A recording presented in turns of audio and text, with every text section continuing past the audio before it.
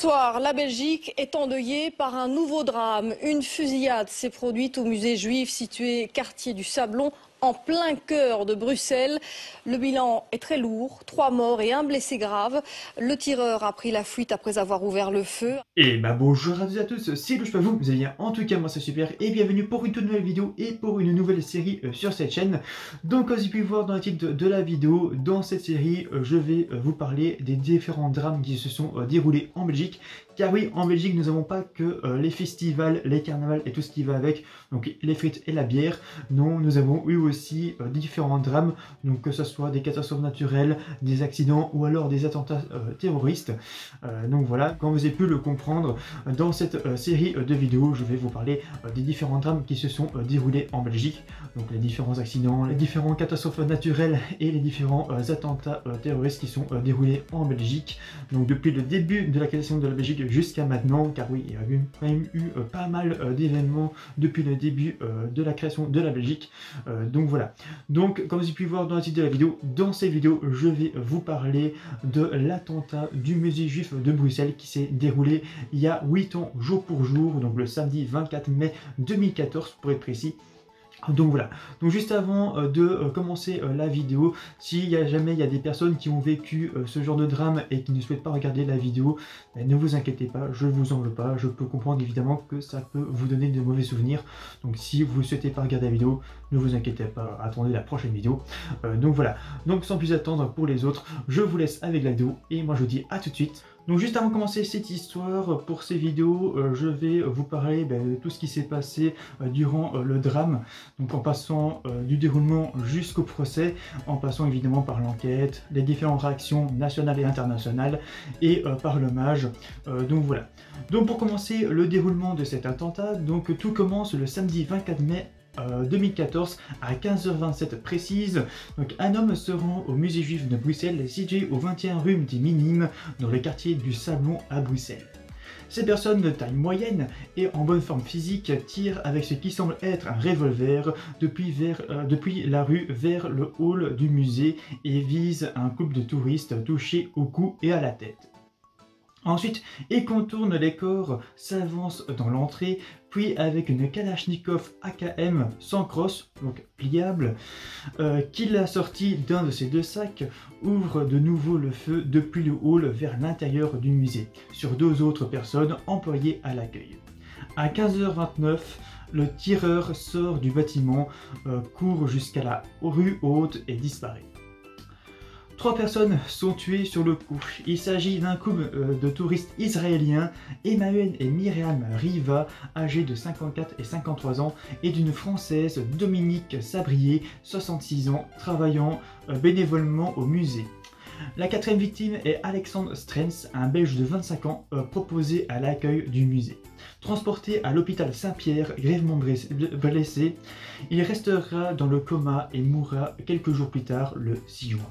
Le ministère des Affaires étrangères, Didier Reynders, qui se trouvait à proximité, est prévenu par une passante que des coups de feu viennent d'être tirés. Ils seront aussitôt sur place et alertent les services de secours qui arrivent rapidement, suivis de la ministre de l'Intérieur, Joëlle Miliquet. Le lendemain de l'attentat, l'organe de coordination pour l'analyse de la menace, OCAM, relève son niveau d'alerte pour les lieux en relation avec la communauté juive au niveau le plus élevé, soit le niveau 4, qui veut dire très grave. Environ 6 heures après les événements, un homme est interpellé à Gênes dans la banlieue de Bruxelles au volant d'une voiture présent sur les lieux de l'attentat et qui était reparti précipitamment, mais il est disculpé notamment par la vidéosurveillance. La police diffuse dans l'après-midi du 25 mai des photos et vidéos du tueur où on le voit armé d'une Kalachnikov et coiffé d'une casquette, ce qui complique son identification. La dernière heure indique que l'homme a filmé l'attentat comme Mohamed Merah 2 ans auparavant à Toulouse au moyen d'une caméra poitrine fixée à la bandoulière de son sac. Le 26 mai, le dossier passe sous la juridiction du parquet fédéral belge où le juge est saisi d'assassinat terroriste. Lors d'un contrôle de douane inopiné effectué le vendredi 30 mai 2014 au matin à la gare internationale Saint-Charles, donc à Marseille, à bord d'un autocar en provenance d'Amsterdam via Bruxelles, Medine Mouche est interpellé en possession d'armes ressemblant à celles visibles sur la vidéo surveillance de la fusillade, d'une casquette semblable à celle qui portait le tueur et d'une caméra type GoPro. Il est placé en garde à vue pour assassinat, tentative d'assassinat, détention et transport d'armes en lien avec une entreprise terroriste. Dans une vidéo trouvée par les enquêteurs lors de son arrestation, une voix off qui ressemble à celle du suspect revendique l'attentat. Le 31 mai 2014, un mandat d'arrêt européen est émis par la justice belge contre Medine Mouche. Présenté le 4 juin 2014 au parquet général au tribunal de Versailles dans les Yvelines, il annonce d'abord son intention de s'opposer aux extraditions en Belgique, mais il renonce le 10 juillet 2014. Ensuite, quelques réactions. Donc, après l'arrestation du suspect, l'intérêt de la presse et des gouvernements occidentaux se concentre sur les liens entre la guerre civile syrienne et les groupes rebelles qui recrutent des djihadistes occidentaux auxquels Medine Mouche est soupçonné d'avoir pris part. Les gouvernements belges, français et britanniques se préoccupaient déjà avant l'attentat des djihadistes revenus en Europe après avoir participé au conflit en Syrie. Cet attentat sera également l'une des causes justifiant le déploiement des troupes aux alentours des points sensibles de Bruxelles et Anvers, notamment des lieux de culte juifs. Donc maintenant, quelques réactions nationales. Donc tout en restant prudent, le ministre Didier Reynders indique juste après les faits que cette fusillade présente des ressemblances avec la tuerie de mars 2012 à Toulouse et Montauban. Le ministre de l'Intérieur, Joël Milquet, estime que tout porte à croire qu'il s'agit d'un acte antisémite. Joël Rubinfeld, président de la Ligue belge contre l'antisémitisme, la LBCA, parle d'un acte terroriste et dénonce la contamination des esprits provoqués par les patrons de l'antisémitisme francophone qui sont Alain Sarral et Dieudonné, avec le représentant local, le député antisémite Laurent Louis. Ce dernier, quelques heures après la tuerie, a déclaré sur son compte Facebook que cet attentat pourrait être une opération false flag visant à détruire le succès Debout les Belges aux élections du 25 mai. Pour sa part, Maurice Sonoski, alors je ne sais pas comment ça se prononce, président du comité de coordination des organisations juives de Belgique, exprime une consternation d'autant plus vive qu'on est en présence du premier attentat anti-juif de Bruxelles depuis la Seconde Guerre mondiale. Il incrimine l'incitation à la haine du juif est présent sur internet et souligne que ce musée qui dépend de la ville de Bruxelles n'est pas une institution juive, était moins surveillé que les institutions de la communauté juive comme les lieux de culte, les centres culturels et les écoles protégés par des vigiles et par la police. Julien Kleiner, président du consistoire central israéliste de Belgique, exprime pour sa part un sentiment d'horreur absolue. Le roi Philippe de Belgique présente ses condoléances aux proches des victimes et se déclare indigné par cet acte de violence qui touche de très près la communauté juive. Michael Mandry-Common, dirigeant du Parti populaire et juif lui-même, explique que la communauté juive craint un tel acte depuis longtemps. Malheureusement, cet attentat ne nous surprend pas après des années de vie dans une atmosphère d'antisémitisme galopant qui mène souvent à la violence. Et enfin, le grand rabbin de Bruxelles, Albert Guigui, déclare une attaque contre un musée qui est le gardien de notre histoire, de notre mémoire et de notre culte. Ce n'est pas seulement une attaque contre la communauté juive de Bruxelles ou de Belgique, mais bien contre l'entièreté de la communauté juive à travers le monde et contre toutes les valeurs démocratiques. Ensuite, les réactions internationales. Donc pour commencer, José Manuel Durão Barroso, alors je ne sais pas si c'est comme ça se prononce, président de la Commission européenne, dénonce une attaque intolérable contre les valeurs de l'Europe. et condamne fermement le fait que ce terrible attentat terroriste a été dirigé contre un symbole religieux au cœur de la capitale européenne. Catherine Ashton, haut représentant de l'Union pour les affaires étrangères et la politique de sécurité, condamne sans réserve cette horrible attaque et estime que tout doit être pour trouver ceux qui ont mené cette attaque. Il ne doit y avoir aucune impunité pour les terroristes. Le 25 mai, le secrétaire général des Nations Unies, Ban Ki-moon, se dit choqué par cet attentat où il voit une possible motivation antisémite. De même, le Conseil de sécurité des Nations Unies condamne l'attaque terroriste contre le musée juif, institution dont la mission a toujours été de promouvoir la tolérance et l'ouverture d'esprit. Le président du Congrès juif mondial, Ronald Lauder, condamne cet acte haineux et terroriste et appelle les autorités européennes à mieux lutter contre l'antisémitisme. Le Premier ministre israélien Benjamin Netanyahou affirme que cet attentat est le résultat de l'incitation à la haine permanente contre les Juifs et Israël, ajoutant « On continue d'entendre de la calomnie et des mensonges contre l'État israélien sur le sol européen, alors même que les crimes contre l'humanité et les actes meurtriers commis dans notre région sont systématiquement ignorés ».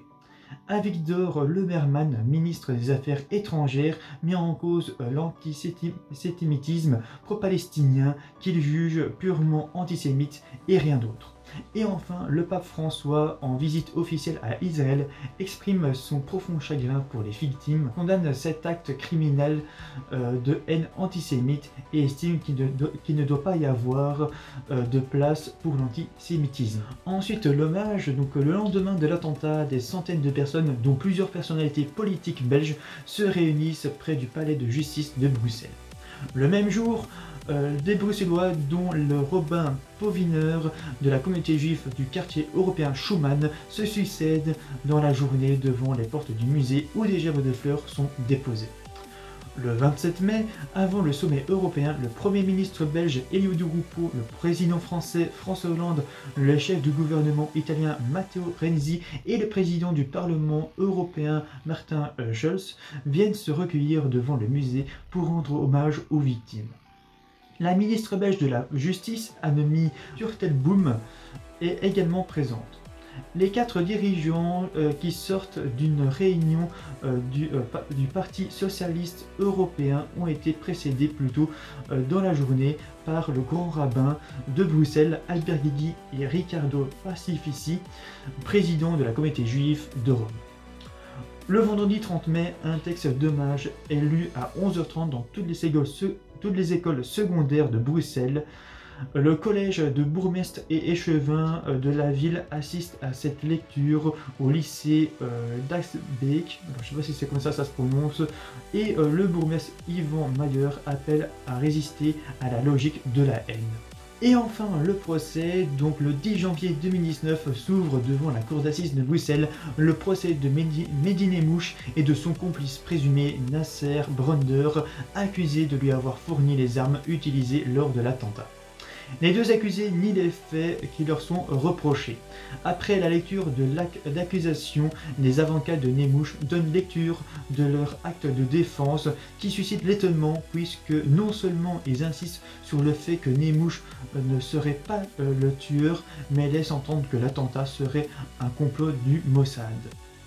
Maître Michel Hirsch, qui représente durant le procès le comité de coordination des organisations juives de Belgique, partie civile au procès, critique la défense de Nemmouche et estime que sous couvert d'une défense et le droit de la défense, c'est en réalité une tribune qui est donnée à des tests complotistes et antisémites.